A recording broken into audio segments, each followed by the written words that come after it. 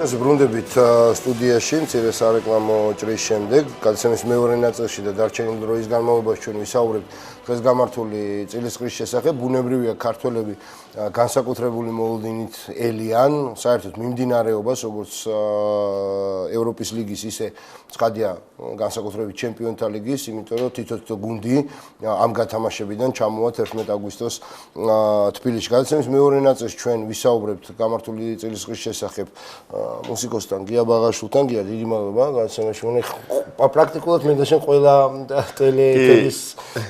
ტელევიზიაში ვარ სტუდიაში ერთად ნამყოფი. ძალიან დიდი მადლობა როგორც ყოველთვის შენ მოწვევისთვის და ჩემს ყოველთვის ძალიან სასიამოვნოა მართლა ეს არ არის იცი შენ უბრალოდ პრევერანსი შენთან ერთად მუშაობა ეთერში და მინდა მოგილოცო იმიტომ რომ პირველად მეძლევა ამ მშვენიერ სტუდიაში ვახნა და საერთოდ რაც მეტი სპორტული არხი იქნება საქართველოში მით მეტი არის სიკეთე ჩვენი საზოგადოებისთვის და ჯანსაღი განვითარების ერთ-ერთი ძალიან ესეთი მნიშვნელოვანი თუ გნებავ საფუძველი არის სწორედ ეს მხარე. აბსოლუტურად გეთანხმები, ნეტა ბევრი ფიქრობდეს ისე როგორც არა, მე დაწუნებული ბევრი ფიქრობს, იმიტომ რომ შესრულება გაცილებული არის, რომ ძალიან კარგი რომ თქვენ ეს მოახერხეთ, შეასრულეთ და დაიწყეთ ეს. ფულია რა საკვირველია და მადლობის მეტი მართლა არაფერი აქვს არავის სათქმელი. დავიწყოთ პირდაპირ გადავიდეთ საქმეს დროს ვეღარ დავკარგავ, ესე იგი რეალი იუვენტუსი, ბარსელონა, ბაიერნი. მოდი დავიწყოთ რეალი იუვენტუსით.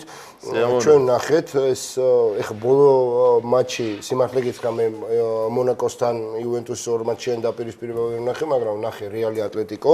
რო გითხრა რომ განსაკუთრებული შტაბეშლილება დატოვა მეთქი სამეფო კლუბმა, ვერ ვიტყვი ნამდვილად, იმიტომ რომ იქ კაცმა არ იცის რა მოხდებოდა, ის რო არ გაეგდოთ კიდე გავიდოდა თუ არა რეალი. როგორ შეაფასებ წყვილებს? ძალიან კარგი ერთი ისეთი ოთხეული შეირჩა, უბრალოდ შედგა ბუნებრივად ასე ვთქვათ მათი გამარჯვებების კვალდაკვალ, რომ აი ნებისმიერი ვარიანტი, ასე ვთქვათ, კენჭისყრისა, პრინციპში ალბათ მისაღები და საინტერესო იქნებოდა, ვთქვათ, ნეიტრალური გულშემატკივრისთვის. და აი ეს ვარიანტი არის, ნუ აი მართლაც ერთ-ერთი საუკეთესო რაც შეიძლება და გულშემატკივრას ენატრა და ამ შემთხვევაში ჩვენი დამოკიდებულება მაინც ცოტა განსხვავებულია, იცი? ჩვენ მარტო შორიდან დამკვირვებელი არა ვართ. ერთგვარად მასმედიის პოზიციიდან ველოდებით, რომ აბა რომელი ჩამოხვალთ აქ და ვისი ხილვის ბედნიერება გვექნება. ხო, დასაკვირველი. რეალი და იუვენტუსი რო ავიღოთ, არ შემიძლია და გეთახო, რა თქმა უნდა, რომ საუკეთესო ფორმაში რეალი ახლა ვერ არის. თუმცა თავად ის ფაქტი, რომ კლასის ხარჯზე მან მოახერხა, რომ აქამდე მოსულიყო, ეს თავისთავად მეტყველებს იმაზე, რომ სამეფო კლუბი ყოველთვის არის ისეთი გრანდი, რომელიც არის, ასე ვთქვათ, რომელზეც ნებისმიერ, ასე ვთქვათ, შედეგს უნდა ელოდე და ის ყოველთვის ფავორიტად ჩაითვლება, ერთ-ერთ გამოგვეცილ ფავორიტად. რა თქმა უნდა, არის პრობლემები, ვთქვათ, შემადგენლობასთან დაკავშირებით, იმიტომ რომ არ იყო ბეილი, არ იყო ბენზემა. მე როგორც ვიცი, მოდრიჩი არ იყო, მარსელო არ იყო. დანამდვილებით არ იქნება მოდრიჩი, მე როგორც ვიცი, იმაზე, რა ქვია, შემდეგ ეს პრობლემები მათ გადასალახეს. ხო, დაეთხოთ. რეალურად რა თქმა უნდა დაეთხო, ორიაზე არის, იმიტომ რომ აი რაც არ უნდა ძლიერი შემადგენლობა იყოს, პირველი ნომრები ვიზეთ აწყობილია თამაში, როცა აკლდება, ის გუნდი არ არის, თუნდაც ეს რეალი იყოს, არა? ძალიან საინტერესოა, ამიტომ მნიშვნელოვანი იქნება, რა თქმა უნდა, რამდენად ოპტიმალური შემადგენლობით მივა და რა კონდიციაში იქნებიან ის ფეხბურთელები, ვინც მოbrunდებიან. ხა გულახდილად რო ვთქვათ, ხა მე შეიძლება ვთქვათ კრისტიანო რონალდოს დიდი ფანატი არ ვიყო, მაგრამ ნუ არ შეიძლება არ დააფასო, რომ ეს არის უმაღლესი დონის ფეხბურთელი, ერთ-ერთი გამოკვეთილი სუპერ ვარსკვლავი დღევანდელ დღეს, ვინც იპყრობს მთელი აი ამ საფეხბურთო სამყაროს ყურადღებას გულშემატკივრების, ნუ ერთი ასე ვთქვათ, ძალიან დიდი ნაწილის, მათ შორის ნეიტრალურად განწყობილი გულშემატკივრებისა. პრინციპში კრისტიანო რონალდო ასევე თლად საუკეთესო ფორმაში შეიძლება ითქვას, რომ არ არის. თუმცა კაცმა არის ის, როდის გაიბწყინებს და როდის შეასრულებს აი იმ გადამწყვეტ და გუნდისთვის გამარჯვების მომენტთან დარტყმას.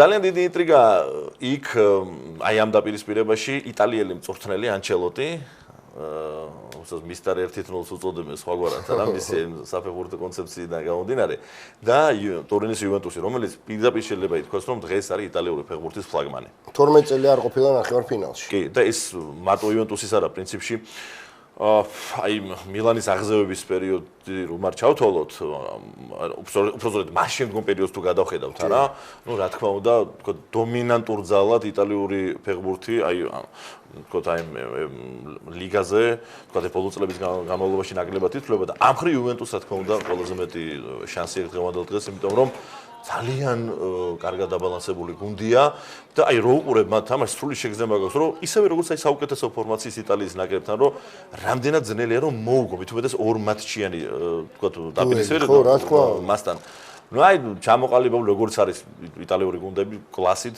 შესანიშნავი ჯერ მარტო როდესაც ერთად თამაშობენ ბუფონი, პირლო და ასეთი ნახევარდაცვა თქო იქ ვიდალი პოგბა და პლუს ახლა მე ჩემს თქო არგენტინული სიმპათიებიდან გამომდინარე თავდასხმელი რომელიც აი განსაკუთრებულ როლს ასრულებს დღეს თქო იტალიურ ფეხბურთში ტევესი ხო ტევეს მიუხედავად თავის ამ ფლუქტუაციების ამ ამოვარდნებისა და თავისი ხშირად არამყარი ხასიათის და ასე შემდეგ ხო რომელსაც ზოგი ვარსკვლავურ რაღაცა ხუშტურებში უთვლის აქვს ის რომ ახერხებს სადაც ჩადის თქო საკუთარ რაღაცა ტალღაზე საკუთარ ასე ვთქვათ ველში მოაქციოს იმიტომ რომ მე არ დამავიწყდება როგორ მისტიროდნენ ბრაზილიელები რობინიოს გადასვლის შემდგომ აი იმ პერიოდს როცა რობინიო ბრაზილიაში თამაშობდა იმიტომ რომ მაშინ ტევესი დაასახელეს არგენტინელი ბრაზილიის საუკეთესო ფეხბურთელად და ეხლა მე არ ვიცი რამდენად შეიძლება იტალიის საუკეთესო ფეხბურთელად დასახელდეს თუმცა მე ვფიქრობ საუკეთესო თავდასხმელი ნამდვილად არის ახლა აბსოლუტურად გეთანხმები ნუ ერთ-ერთი მე ვთვლი რომ მთლიანად შემადგენლობის თვალსაზრისითაც იუვენტუსი ძალიან ძლიერი შემადგენლობა ყავს მით უმეტეს მე არ მგონია პრინციპში ხა ამოთხეულიდან ვის ისურვებდი ხო რო იყო თქვა რეალის წარმომადგენელია ანუ ვერ ისურვებ რა იმიტომ რომ პრაქტიკულად ერთი და იგივე და ახლა არც ბავარია და ბარსელონა მისწრებდა და ბავარიას მე საერთოდ არ ვისურვებდი არცად არ ვისურვებდი დღევანდელ ბავარიას ერთის უნდა დავამატოთ იცი რომ გავითვალისწინოთ სატურნირო მდგომარეობა ჩემპიონატში იმიტომ რომ რეალს უწევს ძალიან ცხარე ბრძოლა იუვენტუს ფაქტობრივად განაღდებული აქვს ჩემპიონატში ეს ფაქტორიც არის იმიტომ რომ ძალების დაზოგვას ეს კვირაშია თამაში ხო ძალების დაზოგვას ძალიან დიდი მნიშვნელობა მიენიჭება 5-6 მაისს პირველი თამაშებია 12-13 საფასუხო მატჩი 13 მაისს ვერაცდებიან თუკი საქართველოში უნდა ჩამოსვლა. ამიტომ 13 მაისი აქაც რაღაც საკრალური. მოდი მაინც უფრო იცი რა, უფრო ვისკენ იხრები აი ამ წყულში, რომ თქვათ მაინც რეალი იუვენტუსი. მოდი ავიღოთ რეალი ოპტიმალური შემადგენლობი და იუვენტუსი ოპტიმალური შემადგენლობი. ნუ იუვენტუსი იმ კატეგორიის გუნდებს მიეკუთვნება, რომლის თამაშსაც ვერასოდეს ვერ გამოიცნობ. რა იმიტომ შეიძლება შეაგდოს ერთი გოლი და დაამთავროს. ორივე წყვილთან დაკავშირებით მე მაგ შეგრძნება რომ არის 50-50-ზე. მე საერთოდ პროგნოზები ძალიან არ მიყვარს, მაგრამ აი თქოთ აი დღევანდელი გადასახედან უპირატესობას ვის მიანიჭებდი? აი ვერცაც ვერ ვიტყოდი. გულწრფელად ვამბობ, გააჩნია ვინ რა ფორმაში იქნება. აი იმ მომენტში რა კონდიციაში იქნება და რა თქმა უნდა ძალიან ბევრ ფაქტორს მიენიჭება ყურადღება მნიშვნელობა ისე როგორც ვთქვათ პირველი გოლის ფაქტორი. ორივეზე უნდა ითქვას. სხვათა შორის ბავარიაზე კიდევ უფრო მეტად შეიძლება ითქვას. აი ბოლო ვთქვათ ტენდენციებიდან გამომდინარე. აი ამ ხრივ არის ძალიან დიდი ინტრიგა, რომ აბსოლუტურად დაბალანსებულია რა. თანაბრად შეიძლება ვთქვათ ჩვენ როგორც რეალი, ისე იუვენტუსი.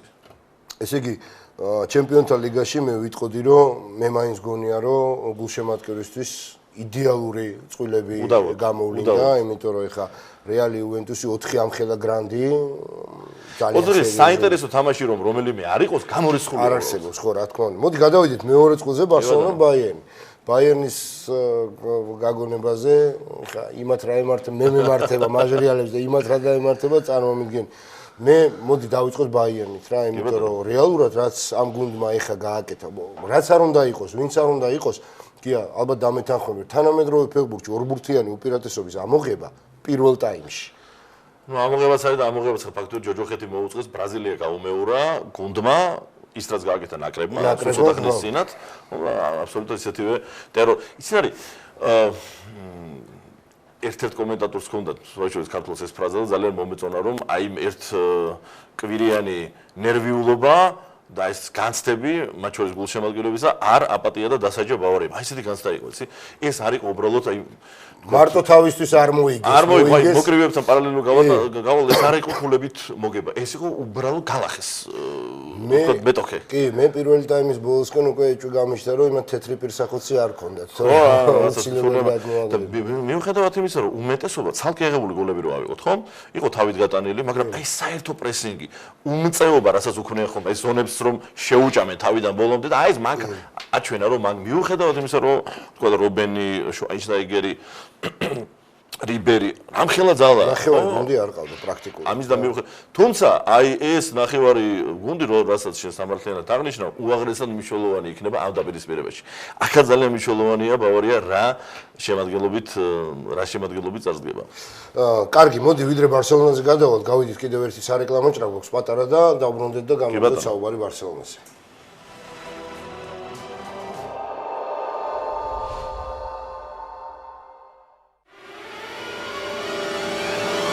ჩვენთან საუბარი არ იქნება ადვილი. ჩვენ ვიკვლევთ იმას, რაც ზედაპირზე არ ჩანს.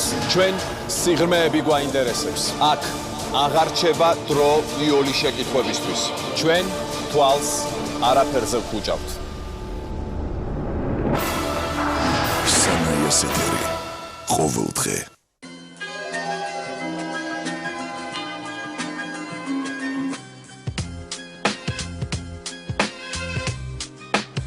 გამარჯობა. მე ვარ ფრიდოლინ ბოიომა. კოპილიპე ბურტელი.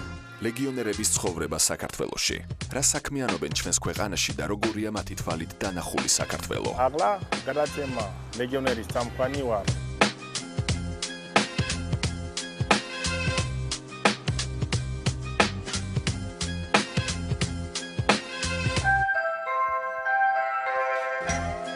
უცხოური ლეგიონი ნახეთ TVS-ის გადაცემაში. ლეგიონერი.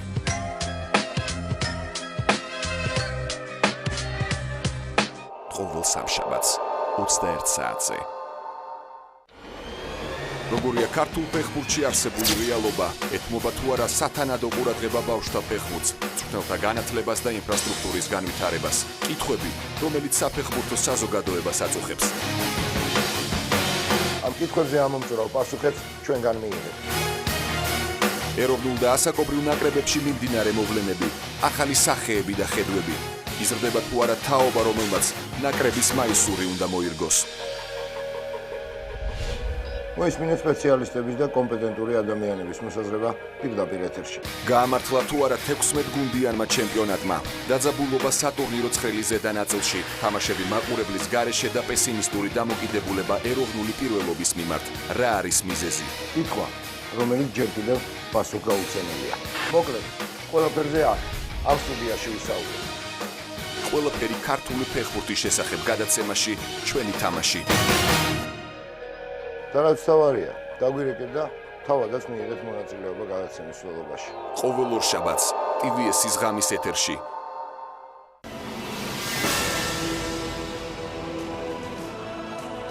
მაშას ბრუნდების სტუდიაში რეალ იუვენტუსზე ვისაუბრეთ, გია გადასულები ვართ ბარსელონა ბაიერნის და საუბრობთ სწორედ ამ წყვილის შესახებ, ნუ ბაიერნზე მაინც ასე თუ ისე ვთქვი და მე ყოველ შემთხვევაში ამ გუნდის თამაშიდან გამომდინარე, როდესაც უყურებ ამ გუნდს, მე პირადად ალბათ არც ერთი მცველი არ ისურვებს დღეს საკლუბო დონეზე რომ შეხვდეს ბაიერნს. ნუ საგათმოაზროვნე, რა თქმა უნდა. მე არც მე არ ვისურვებდი, ბუნებრივია, იმიტომ რომ ეს არის აბსოლუტურად აწყობილი რაღაცა მექანიზმი, მანქანა, რომელსაც ერთი ამოსუნ თქვით შეუძლია გადაუაროს ნებისმიერ გუნდს. შეძლებს თუ არა ამის გაკეთებას ბარსელონასთან, ხო? ბარსელონასთან. ისე რა ბარსელონა შეგვიძლია ვთქვათ, რომ ძალიან კაი ფორმაშია. განსაკუთრებით წინა ხაზი. განსაკუთრებით თავდასხმა რაღაც საოცრად შეთამაშებული და იქ ბევრი ინტრიგაა ორიაზე. ჯერ მარტო გვარდიოლას ფაქტორი რო ავიღოთ, ეს არის რაღაცა საოცარი სპორტული და თუ გუნდებს ადამიანური დრამა, იმიტომ რომ ჯერ ავიღოთ თანაგუნდელების დაპირისპირება მწვრთნელების ამპლუაში, ხო? ეს თავისთავად ინტრიგაა. აქეთ ლუის ენრიკე, იქით გვარდიოლა. მეორე ხა გვარდიოლა, რომელიც ერთ-ერთი რაღაცა არქიტექტურია იმ გუნდისა რა, რომელიც ეთამაშება და ეხლა ბრუნდება თავის მშობლიურ ქალაქში. ეს თავის რაღაც თითქოს ყველაფერმე უნდა გაიაროს ადამიანმა, რაღაც ეს შეგრძნება მასთან დაკავშირებით. რაც შეეხება ბარსელონას, რა თქმა უნდა, არის გარკვეული სისუსტეები დაცვაში და თუ რაიმის ასე ვთქვათ, რაიმის სარგებლებს ყოველ შემთხვევაში შეეცდება ბავარიას, სწორედ აი ეს რაღაცა ხარვეზები არის, რომელიც ჩვენ ხარდია ჩვენზე უგესადაც ისის როგორც ერთმა მხარემ, ისე მეორემ. ეხლა ერთი არგუმენტია, რომლის გამოც მე პირდაპირ შემიძლია ვთქვა, ბარსელონას ჩამოსვლას თბილისში ყველაზე მეტად ვისურვებდი. აი შინაგანად ჰქონდა მე სამის განცდა, მაგრამ ყველაზე ზუსტად ჩემმა მეგობრებმა ფეხბურთის ძალიან კარგი მოცოდნე და გულშემატკივრმა გოგი იმნაძე მითხრა არგუმენტი და არ შემიძლია დავესესხრო.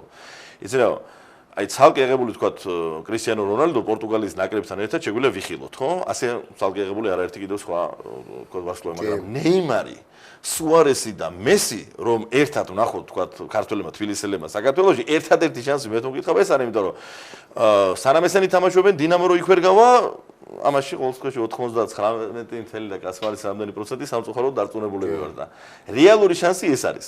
ასე რომ მე ნებისმიერი გუნდის გულშემატკივრას მოუბოდიშებ, იმიტომ რომ ყველას ცხადია რომ თავისი ასე ვთქვათ საყვარელი გუნდის ჩამოსვლა უხარია, მაგრამ მე მაინც ყველაზე მეტად აი ესე მესის აქ თამაში ძალიან გამიხარდებოდა. კი, რა თქმა უნდა, ყველას გაიხარდებოდა.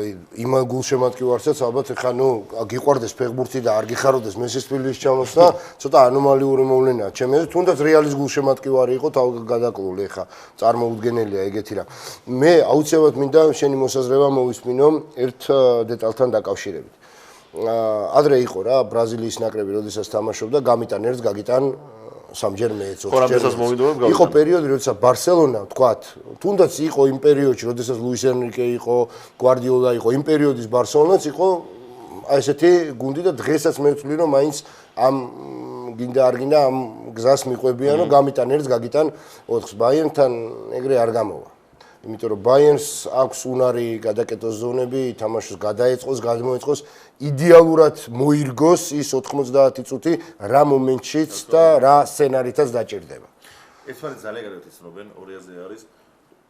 მე ღრმად ვარ დარწმუნებული, რომ ბარსელონას მთავარი ამოცანა და ამაში არ შემიძლია არ დაგითანხმო, იქნება პირველ რიგში საკუთარი დაცვის ზღუდეების ასე თქვა დაგმანვა, გადაკეტვა და დარწმუნებული ვარ ესენი დაცვით ფეხბურთს არ ითამაშებენ და დაცვიდან არ აწყობენ, მაგრამ თუ რაიმეზე იქნება გასამახვილებელი ყურადღება, ძირითადად ეს მე თუ მკითხავ ფლანგებს ეხება.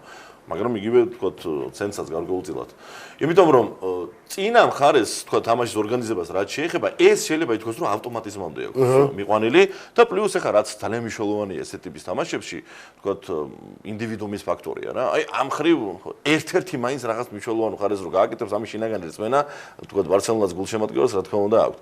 შესაბამისად, რა თქმა უნდა, მათ თქვა დაცვისთვის განსაკუთრებული ყურადღების მისცემა დაჭირდება. და კიდევ ერთი მე არ ამგონია რომ რაიმე საიდუმლო იყოს მათ შორის დარჩენილი. ზედმიწევნით კარგად იცნობენ ხა როგორ შეიძლება თქვა ბარსელონა არ იცნობდეს იმას, თქვა რა შეიძლება გქონდეს გუმანში მას ამ შემთხვევაში თან გვარდიოლას ბაიერნმა. კი, გეთახმა. მაგრამ ამით არის ფეხბურთი მაინც საოცარი თამაში, რომ ბოლომდე ამოუცნობია. კი ბატონო, გეთანხმები, ჩვენ ნელა დასასრულისკენ უნდა წავიდეთ, აუცილებლად უნდა შევეხო ევროპის ლიგას. ეხლა მე 4-ვე სიამოვნებით ვიხილავ და დარწმუნებული ვარ ყველა, იმიტომ რომ მართლა ეს არის უაღრესად დიდი საჩუქარი, როცა და ერთი რამ გამიხარდა კიდე რომ ბარსელონა რეალი არ იყო ნახევარფინალი. კი, მაგრად გამიხარდა. ეს ტოვებს ინტრიგას, რომ შეიძლება ფინალი მოხდეს ფინალი. ხო, ფინალი თუ გამეორდა, აქაც ერთგვარი ისტორიული შანსი ეძლევა რეალს, იმიტომ რომ ლიგაზე დიზეთ მოგეხსენება არავის არ აქვს მოგებული და ჩემპიონთა თასიდან განსხვავებით და აქ ეს ინტრიგაც შეიძლება ჩაერთოს. კი ბატონო, გეთანხმები, გადავიდეთ ევროპის ლიგაზე, ნაპოლი, დნიპრო, სევილია, ფიორენტინა. ეხა რეალურად გულშემატკივრის თვალსაზრისით რომ შევხედოთ, ძალიან აქ ჩვენ ობიექტურები ვერ ვიქნებით განსაკუთრებით დნიპროსთან მიმართებაში. უაღრესად დიდი პატივისცემით, უпростоრად ჯაბაკანკავას მიმართ, თუმცა და რა თქმა უნდა, ძალიან დიდი სურვილი მაქვს, რომ ჯაბამ ითამაშოს სუპერთასი, მაგრამ არის ერთი მომენტი, უშინაც ალბათ ადევნა გულშემატკივარმა თვალი ძალიან ხო, ბრიუგესთან, ორ ბრიუგეს ეგეთია. ანუ სანახაობრივი თვალსაზრისით, ხა მე ვერ ვიტყვი, რომ თქვა დნიპრო თამაშობს ნაპოლის, სევილიას ან თუნდაც ფიორენტინას დონის ფეხბურთს. თუმცა ძალიან მნიშვნელოვანია, რომ ქართველია ნახევარფინალში, თან არის ეროვნული ნაკრების კაპიტანი, უაღრესად პოზიტიური პიროვნება და ძალიან კარგი ფეხბურთელი. ცი აი გულწრფელად რო გითხრა, ლაშა აი ფეხბურთს ესეც უხდება, რასაც ქვია სუბიექტური დამოკიდებულება, რასაც ქვია სუბიექტური მიმართება, სიყვარული. მე ძალიან გამეხარდება, ყველან არის თქვა როგორ გითხრა, აი ობიექტური პარამეტრები როგერზე გაზავდოთ. ობიექტური პარამეტრებით ალბათ ნაპოლის ყველაზე მეტად ეკუთვნის აი ამ გუნდებშია რა. კლასითაც და თუნდაც ღევანდელი კონდიციით, მაგრამ ძალიან გამეხარდება თუ კი დნიპრო გავა ბოლომდე, ყოველ შემთხვევაში ეს მისთვის დიდი შანსია, იმიტომ რომ რა მდგომარეობაც აქვს დღეს უკრაინას, რა დღეშიც არის თვითონ სახელმწიფო და პლუს იქ ჩვენ ისეთი უმნიშვნელოვანესი ძალა გვაქვს რეგიონების სახით, რომ რა თქმა უნდა, ჩემთვის ძალიან დიდი სიხარული იქნება თუ დნიპრო ამას მოახერხებს. თუმცა უაღრესად რთული იქნება პირველ რიგში ნაპოლის ზღუდის გარღვევა. ნაპოლი არის ის გუნდი, რომელსაც ხა ვიცით ყველამ რაც ქნა ვოლფსბურგთან და ეს არ იყო ის ვოლფსბურგი, რომ გახვალ და ხო, მარტივად მოუგებ. კუდით გვაასრულინა გერმანიაში პირველ თამაშში და გუშინ გავიდა, ხო, წყნარად ჩვიდათ რა არის ის. ნახოთ, ესეც შანსია მათთვის. სევილიას რაც ეხება, მე გაცილებით უფრო კარგი სევილია მახსოვს, გაცილებით უფრო მებრძოლი და შინაარსობრივი თამაში, თუმცა წელს ვერ არის ესეთი გუნდი. მე მაინც მგონია, რომ აქ უფრო მეტი შანსი არის განსხვავებით, თქვათ, წინა 4-ეულისგან, რომელიც დავახასიათეთ, აქ უფრო ობიექტურად თითქოს იკვეთება იტალიური ფინალი. აი ამ შემთხვევაში, თუმცა არ ვიცი, ნახოთ. კი ბატონო, რა ვიცი, მეც რა თქმა უნდა, ეხლა მე მაინც მინდა დამეთანხმები ალბათ და ყველა გულშემატკივარი გაცილებით უფრო გადართულია ჩემპიონთა ლიგისკენ, ხო? ცხადია, დრო კლასით. თვითონ გათამაშებიდან გამომდინარე, კლასიდან გამომდინარე. ჯერ მარტო იმიტომ რომ 4-ვე გუნდი, რომელიც თქვათ არის აი ჩვენს მიერ მანამდე დახასიათებულს 4-ეული არა? თითოეული მათგანი რამდენიმე თავით მაღლა დგას აი ამ 4-ეულზე, ამიტომ ეს ობიექტურად მე სიმართლე გითხრა არ დავმალავ და ვიტყვი, რომ ძალიან მინდოდა რომ ლივერპული ჩამოსულიყო. რა თქმა უნდა. თუმცა სანამ ის მსმელი ეყოლება თბილისში კი შეიძლება გავარდეს საერთოდ პრემიერ ლიგიდან ეს ხუმრობით, რა თქმა უნდა. მოკლედ ფიქრობ თუ არა რომ ჩვენ, ეს კითხვა ცოტა ისეთია, მაგრამ მე ვფიქრობ რომ ძალიან საინტერესო სუპერტასი. უდიდესი მოვლენა, მე არ შემიძლია ემოციის გარეშე, უდიდესი მოვლენაა და ძალიან დიდი მადლობა UEFA-საც, ძალიან დიდი მადლობა ფეხბურთის ფედერაციას, იმიტომ რომ ეს თავისით არ ხდება, ამას ჭირდება მუშაობა, ამას ჭირდება ამ შედეგს შეგედისკენ თქვა სულას მე დარწმუნებული ვარ 1-2 და 2 თვე არ უძღოდა წინ და ძალიან მნიშვნელოვანია ეს ფეხბურთის გულშემატკივრებისთვის და კიდე რა მინდა ცილა შევთქვა. მე და შენ მეტნაკლებად მოვესწარით დიდ დღესასწაულებს საქართველოში და აი სხვა დონის მოვლენებს თქვა ბორის პაიძაძის სახელობის აი ჩვენს მართლაც სათაყვანებელ არენაზე ამ სტადიონზე არა აი მას მოვესწარით. ძალიან მიხარია რომ უმცროსი თაობა იმ სხვა გემოს იგრძნობს სხვა დონის თაობა რომელიც იზრდება კი და რომელმაც დიდწილად უნდა განსაზღვროს მოტივაცია მათივე თქვა თანატოლი ფეხბურთელებისა. კი ბატონო, ძალიან დიდი მადლობა გია. მე იმედი მაქვს რომ ჩვენთან სტუდიაში ხშირად მოგიწევს მოსახლეობა. უარის თქმა არიცი ხოლმე როგორც შენთან მით უმეტეს. გაიხარე, უღრმესი მადლობა და იმედი მაქვს რომ 11 აგვისტოს სტადიონზე აუცილებლად გნახავ. კიდევ ერთხელ დიდი მადლობა. მე შეგახსენებთ რომ გადაცემის მეორე ნაწილში ჩემი სტუმარი იყო მუსიკოსი გია ბაღაშვილი. კიდევ ერთხელ დიდი მადლობა მას. დიდი მადლობა ტექნიკურ პერსონალს, ყველას, ვინც იმუშავა დღევანდელი გადაცემის მომზადებაში. მე გემშვიდობებით ორშაბათამდე, ორშაბათს კი ჩვენ შევხვდებით ფედერაციის გადაცემით ჩვენი თამაში და განვიხილავთ მნიშვნელოვან დღის მნიშვნელოვან იმ წუთისათვის მნიშვნელოვან საფეხბურთო მოვლენას. დიდი მადლობა, კარგად გრძანდებოდეთ.